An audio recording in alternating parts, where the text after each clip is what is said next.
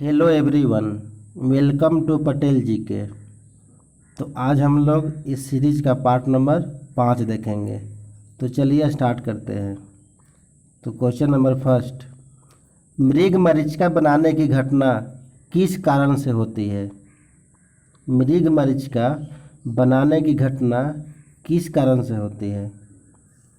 तो इसका right answer होगा प्रकाश के पूर्ण आंतरिक परावर्तन। अब हम लोग देखेंगे कि मृग मरीचिका क्या होता है। तो हम लोग अक्सर गर्मियों के दिन में देखते हैं कि कहीं मतलब दूर देखने से लगता है कि पानी है, लेकिन वहाँ रियल में पानी नहीं रहता है। तो यह इसी कारण से होता है।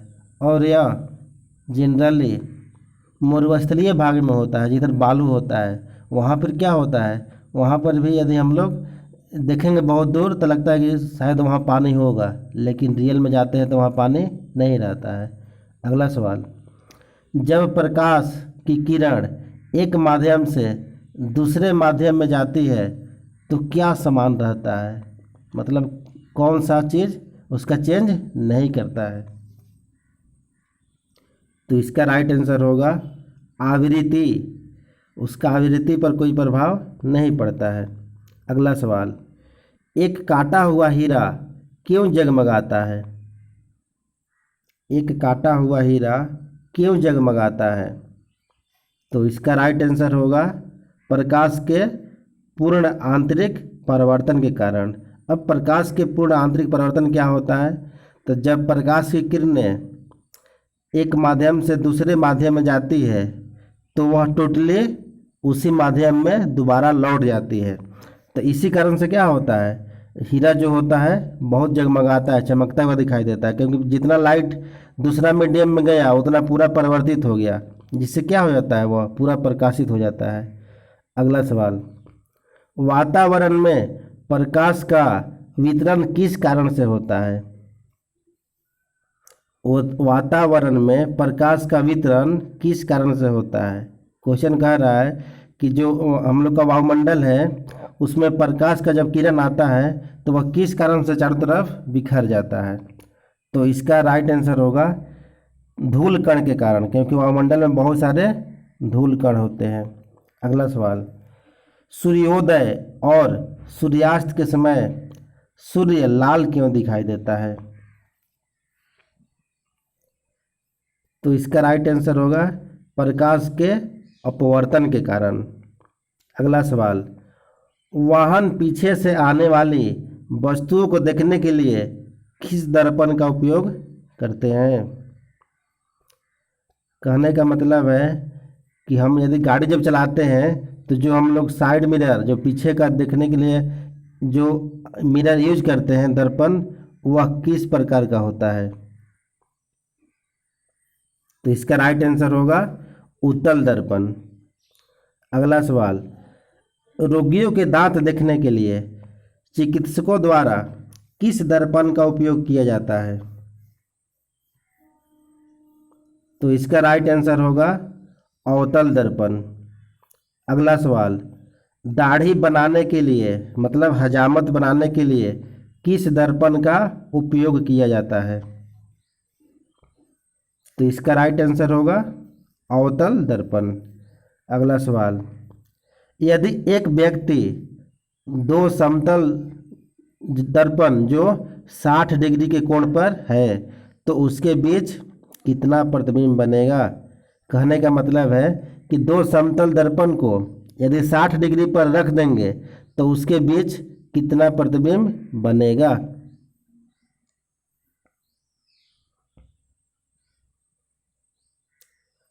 तो इसका राइट आंसर होगा कितना, 5। उस व्यक्ति का कितना प्रतिबिंब बनेगा, 5 ठो।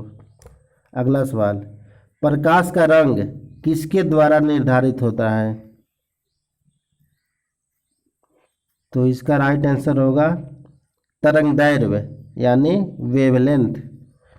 अगला सवाल, चंद्रमा के सरफेस पर दिन के समय कैसा दिखाई देता है? तो इसका राइट आंसर होगा काला। अगला सवाल, प्रकाश का चाल सबसे कम किसमें होता है? तो इसका राइट आंसर होगा ठोस में यानी सॉलिड में। अगला सवाल, अभिसारी लेंस क्या होता है?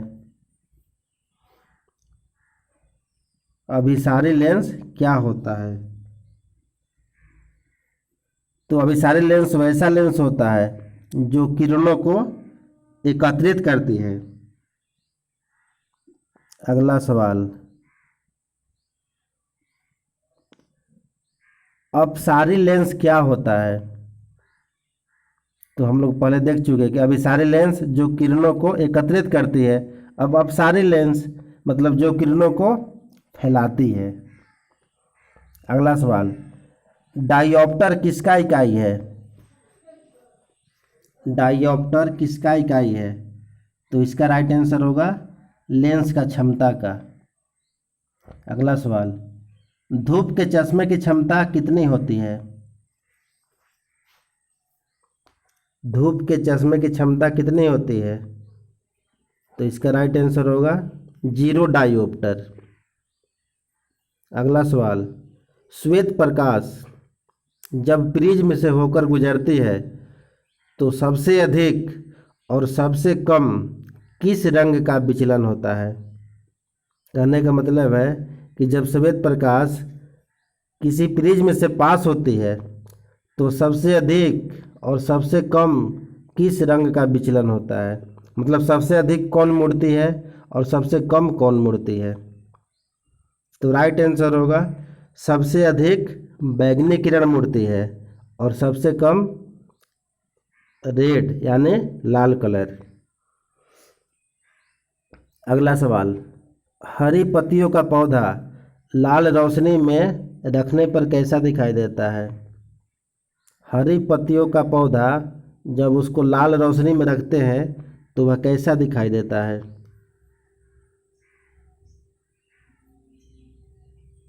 तो इसका राइट आंसर होगा काला। अगला सवाल, कैमरे में किस प्रकार का लेंस का उपयोग किया जाता है? कैमरे में किस प्रकार का लेंस का उपयोग किया जाता है? तो उत्तल लेंस। अब सवाल में यही पूछता कि मानव के नेत्र में किस प्रकार का लेंस होता है, तो इसका भी आंसर क्या होता? उत्तल लेंस। अगला सवाल, आँख में उपस्थित आइरिस क्या काम करता है? आँख में उपस्थित आइरिस क्या काम करता है? तो इसका राइट आंसर होगा यह आँख में जाने वाली प्रकाश की किरणों को नियंत्रित करता है। अगला सवाल, श्वेत प्रकाश को अपने विभिन्न रंगों में अलग होने की क्रिया को क्या कहते हैं? सीधा सा कहने का मतलब है कि जब श्वेत प्रकाश किसी प्रिज्म से पास करता है तो वह अलग अलग 7 रंगों में विभाजित हो जाता है, तो उस क्रिया को क्या कहते हैं? तो इसका राइट आंसर होगा वर्ण विक्षेपण। वर्ण विक्षेपण। अगला सवाल, प्राथमिक रंग क्या होता है और वह कौन कौन है? तो इसका राइट आंसर होगा कि प्राथमिक रंग वैसा रंग होता है जिसके मिश्रण से कोई दूसरा रंग प्राप्त होता है। अब प्राथमिक रंग कौन कौन सा है? तो लाल, हरा और नीला। लाल, हरा और नीला। अगला सवाल, मानव के सामान्य स्वस्थ आँख के लिए स्पष्ट दृष्टि की न्यूनतम दूरी कितनी होती है? कहने का सीधा सा मतलब है कि किसी मनुष्य के यदि उसका आँख स्वस्थ है तो किसी वस्तु को देखने के लिए कितना दूरी पर न्यूनतम दूरी होना चाहिए जिससे वह वस्तु दिखाई दे? तो राइट आंसर होगा 25 सेंटीमीटर। अगला सवाल, नेत्रदान में दाता की आँख के किस भाग को दान किया जाता है? कहने का मतलब है कि जो आदमी नेत्रदान करता है उसका आँख का कौन सा भाग दान मतलब दान के रूप में दिया जाता है? तो राइट आंसर होगा कॉर्निया। क्या होगा? कॉर्निया। अगला सवाल, दृष्टिपटल यानी रेटिना पर प्रतिबिंब कैसा बनता है? तो इसका राइट आंसर होगा वस्तु से छोटा और उल्टा बनता है। अगला सवाल, दूरबीन का आविष्कार किसने किया था? दूरबीन का आविष्कार किसने किया था? तो राइट आंसर होगा गैलीलियो ने। अगला सवाल, तारे क्यों टिमटिमाते हैं? तो इसका राइट आंसर होगा प्रकाश के अपवर्तन के कारण। प्रकाश के अपवर्तन के कारण। अगला सवाल, जब प्रकाश की तरंग वायु से कांच में होकर गुजरती है तो वह किस को प्रभावित करती है? तो जब प्रकाश की तरंग वायु से यानी विरल माध्यम से सघन माध्यम में प्रवेश करती है तो वह किसको प्रभावित करती है? तो इसका राइट आंसर होगा तरंगदैर्घ्य और वेग को करती है। तो किसको भाई नहीं करती है? आवृत्ति को नहीं करती है। अगला सवाल, हमें सूर्योदय वास्तविक समय से कुछ पहले क्यों दिखाई देता है? हम लोग देखते हैं अक्सर कि सूर्योदय वास्तविक समय से कुछ पहले ही दिखाई देता है कि सूर्य मतलब निकल चुका है। तो इसका भी राइट आंसर होगा प्रकाश का अपवर्तन के कारण। अगला सवाल, एक तालाब के किनारे एक मछुआरा मछली को मारने की कोशिश करता है तो वह निशाना कहाँ लगाएगा? तो इसका राइट आंसर होगा कि उसको जहाँ मछली दिखाई देगा उसके नीचे निशाना लगाएगा, क्योंकि प्रकाश के अपवर्तन के कारण वह मछली जहाँ पर है तो रियल में ऊपर से देखने से क्या मालूम चलता है कि मछली थोड़ा सा ऊपर है, लेकिन रियल में वह थोड़ा सा उसका वास्तविक गहराई थोड़ा नीचे रहता है। तो आज के लिए इतना ही क्वेश्चन था। और हाँ दोस्तों, हमने इस सीरीज का पार्ट 1 से 5 तक कर लिया है।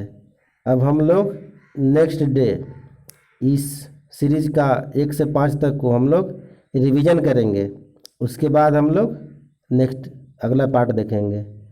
तो यह वीडियो आप लोग को यदि पसंद आया तो इसे ज़्यादा से ज़्यादा लाइक, शेयर और सब्सक्राइब कीजिए हमारे चैनल को। धन्यवाद।